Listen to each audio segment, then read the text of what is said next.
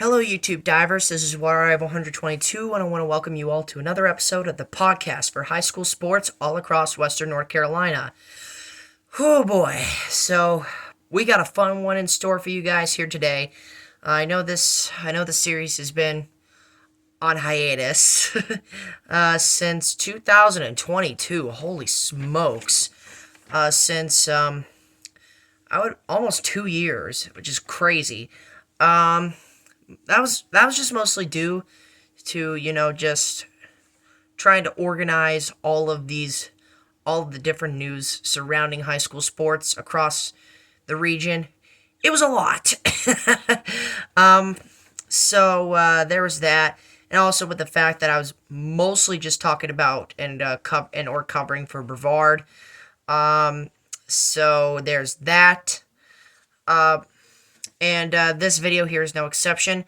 We're gonna be recapping the Brevard Blue Devils athletic season for the 2023-24 school year, and we got a lot to talk about. In this, before we actually get into the video, I'm pretty sure a lot of you guys are wondering why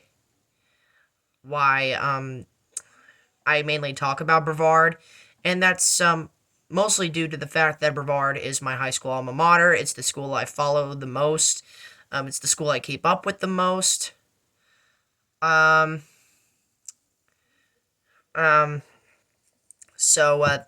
there's that.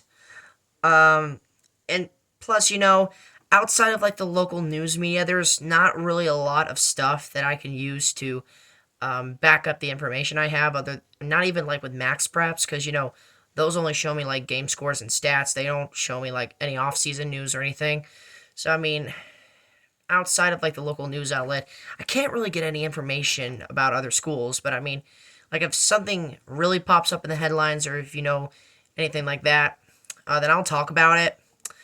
But for the most part, it's just mainly Brevard stuff, because I mean, it's the school I graduated from. It's the school I know the most. So there's that.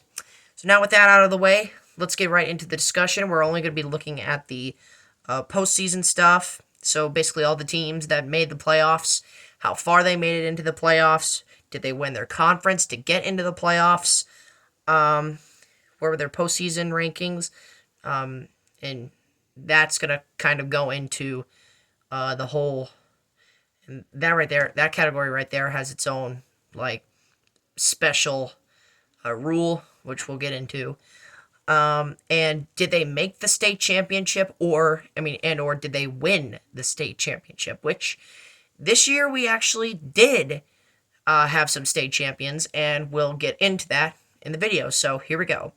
So starting off with the first category, the teams that made the postseason are the football, baseball, men's basketball, both cross-country teams, both track and field teams, I believe both wrestling teams, both soccer teams, softball, both swimming teams, and volleyball.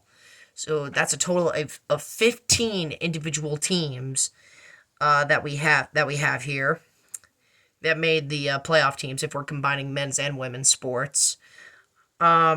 So there's that. And then the teams that actually won their conference championship, whether it was the regular season title or their conference tournament title or both, we have the football, volleyball, both track and field teams, both cross-country teams, softball, and both swimming teams. So that's 9. So 9 out of these 15 teams actually won their conference. So that is very good. And now for the postseason seeds, I'm only looking at the football, baseball, men's basketball, both soccer teams, the softball team, and the volleyball team. So 7 out of the 15. And that's mostly due because with the track and field and cross country and swimming and wrestling, those are sports that I'm not really too familiar with. I'm not exactly sure how the rankings department works in those sports. From what I know, it's just like a lot of individual player rankings, or I believe there are some team rankings out there. I'm just not exactly sure how all of that comes into play. So for the sake of my head not exploding. I'm only going to be focusing on those 7 teams that I mentioned. So for football, they finished as the number 8 seed in the 2A bracket. Baseball and men's basketball both finished at the number 25 seed as the number 25 seed in the 2A bracket, 2A West bracket rather. Men's soccer finished as the 16th seed in their bracket. The women's soccer team finished as the number 12 seed, and in their bracket. The softball team finished as the number 7 seed in their bracket, and the volleyball team finished the highest out of all of them as the number 2 seed in the 2A West bracket. And I'm really excited to talk about the volleyball team, as you know. So we're going to go on a little bit of an intermission here, and then we're going to talk about all the juicy stuff. So hold on for a second. All right, and we're back. So now what we're going to be doing is going to be talking about their playoff lengths. And again, this is only tying into the 7 teams that we discussed in the previous category with postseason seeds. Because again, all of the team, all of like wrestling and wrestling, swimming, both cross country teams, and both track and field teams. I believe all of them went to state, or at least grand majority of them did. They either went to the state semifinals or like they got past the quarterfinals. Let's just leave it at that. So there we have. So we have that. So for football, they got all the way to round 3 where they lost to Reedsville, the number 1 seed, 41-20. Brevard's always had a sad history with Reedsville, and I think that's a little bit of an understatement there, but whatever. But a very good season for the football team. Their first winning season since 2020, since the 2021 spring season where they finished 4-3. I believe they had 8 wins going into the playoffs, and as I said, they were the 8th seed. They stomped their first 2. I mean, they absolutely killed it in their first 2 games. They beat Trinity in round 1 and then North Stanley in round 2 before falling to Reedsville in round 3. So there is that. And then for baseball, unfortunately, they weren't so lucky. They were a big underdog. They were the 25 seed, and they had to go play against the 8th-seeded Lincoln Charter. They ended up losing that game. I can't remember what the score was, but I think Lincoln Charter won that one pretty soundly, I think. So there's that. And then men's basketball, again, they were also the 25 seed. They weren't so lucky either. They lost 54-43 to Shelby, another 8th seed. But again, a very good season for both teams, especially the baseball team, which basically had to come from behind to even snag a playoff spot. But yeah, just the fact that these 2 teams made the playoffs is just really, really nice. And then men's soccer also was a first round exit. They lost to the 7 seed West Caldwell. The game was tied 2-2. But West Caldwell, I believe, won on penalty kicks. So yeah, there's that heartbreaking way for the men's soccer team to finish out their season. But they had a pretty good season. They had 15 wins, 7 losses, and I believe 2 ties, if I'm not mistaken. But they had a pretty good year. Now, the women's soccer team, on the other hand, earns my vote for Brevard High School Blue Devil Underdog Team of the Year. This was a 12th seed. They were very good all year long. But, they just didn't really impress, especially with the late season skid they were on. It wasn't really that noticeable, but I mean, they did look kind of sluggish in the latter half of the season. So they ended up getting the lower seed. They ended up getting a 12th seed, which is still a pretty high ranking considering that now all of the brackets are 32-team brackets as opposed to 16, which used to be the case. But Brevard still got a home game. They absolutely killed it in their first round game against RS Central, conference rival, 11-2. And then they had back-to-back upset victories. They beat Madison over at Mars Hill University, 2-1. and then they beat. I mean, Madison was the 5 seed, and then they beat the 4 seed West Davidson, also in penalty kicks. And before they ended up losing 5-0 to Pine Lake Prep, who was the 1 seed and would go on to play in the state championship game. They would lose, but they made it. So there's that. So a very good season for the women's soccer team. They made it pretty far in the playoffs. They got all the way to the quarterfinals. Can't be mad about that. All right, and then lastly, we have the softball team. They were the 7th seed in the 2A bracket, 2A West bracket. They won their opening game against the 24 seed, I believe. I can't remember who it was, but they won that game. But then they got absolutely smoked in round 2 against Madison by a score of 13-1, and that really just put a stain on the incredible season that the softball team had. One of their best seasons, and I would probably say in the last 4 or 5 years, just my rough estimation there.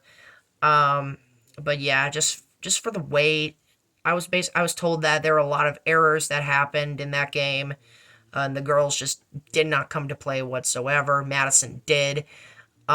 So again, it was very, very, very painful to see the softball team lose the way they did. But I mean, you can't win them all, I guess.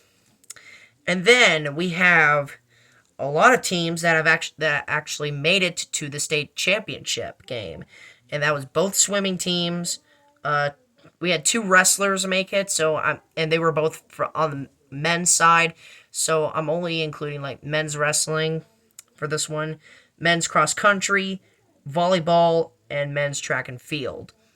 And of those teams, to win the state championship, you had wrestling with Ray Laney and Jackson Turner both winning state championships for wrestling. So big congratulations to them. Then you had the men's cross country team who picked up their second state championship in, I believe, the last 3 years, I think. Because I know they won one state championship when I was actually attending Brevard High. I believe that was in my junior year, 2021. The 2021-2022 school year. So there's that. So big congrats to them. And then the special team, and in my opinion, the MVP of Brevard High School sports for the 2023-24 school year, and that has to go to the volleyball team. This team was just astounding. I don't think I have ever seen a team that was so dominant throughout their playoff run. Like, this was a team that has had that experience. In the past 2 years, they've had great runs. My junior year in 2021, they made it all the way to the state quarterfinals. The year after that, they made it to the semifinals. And this year, they won the state, they made it to the championship, and they won it. And the journey to get to this point was just incredible, to say the least. Brevard absolutely dominated their first 3 games. Actually, no, their first 3 games. And then the quarterfinals came. We had a rematch with Southwestern Randolph, who we beat in the quarterfinals last season over at their place in 5 sets. Then they came to Brevard, and Brevard beat them by a score of 3-1. They won in 4 sets, which was just incredible. And then possibly what could be the biggest victory in the entire season, dare I say even bigger than the state championship win, was their semifinals win against McMichael, the team that eliminated us in the state semifinals last season, in the 2022 season. Brevard came out for revenge and swept the Phoenix 3-0. And I will say, out of all the teams that played us in the state tournament, I would definitely say McMichael gave us the biggest scare. I know Southwestern Randolph won a set when they played against us. And side note, Southwestern Randolph was the only team in the entire Brevard playoff run to win one set against us, which is crazy. But McMichael was always going to be a dangerous team. They had knocked out the top seed East Surrey in the quarterfinals round, which gave Brevard a huge window. McMichael came into Brevard's house. Brevard capitalized. They got their revenge from the semifinals loss from the 2022 season. And then they were on their way to Raleigh to the State 2A championship, where they played against the Camden County Bruins. The Bruins had made it to the previous 3 state championships. Well, if you include this one, the previous 2. This was their 3rd straight state title appearance, I'll just put it that way. In 2021, they lost to Southwestern Randolph. The following year, they lost to McMichael. And this year, they lost to Brevard. And Brevard absolutely destroyed them. It was absolutely no question who wanted it more. The Blue Devils wanted it more, and that's why they won. And with this state championship, it is the first state championship in the now defunct Corey Bryson era, and the first state championship the volleyball team has ever won. It is the first state volleyball championship for Brevard High School, period, which just makes this even more sweeter. Brevard finished with a 32-2 record. Their only 2 losses were tournament games against Kings Mountain, who would go on to win the state 3A championship, and West Henderson, who, was always a thorn in our sides. But the good news is that we ended up winning the 2 actual regular season matchups with the Falcons. So there's that. So the volleyball team easily takes my pick as the P.H.S.S.A.A.W.N.C athletic MVP of the 2023-24 school year. And quite possibly this is one of the best high school teams I have ever seen in any sport. I'm just going to be that frank with y'all.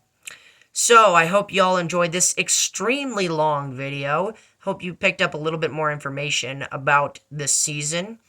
And, yeah, thank you so much for watching, my fellow YouTube divers. This is WaterDive 122 signing out, ready to dive and more fun on YouTube. Thanks for watching.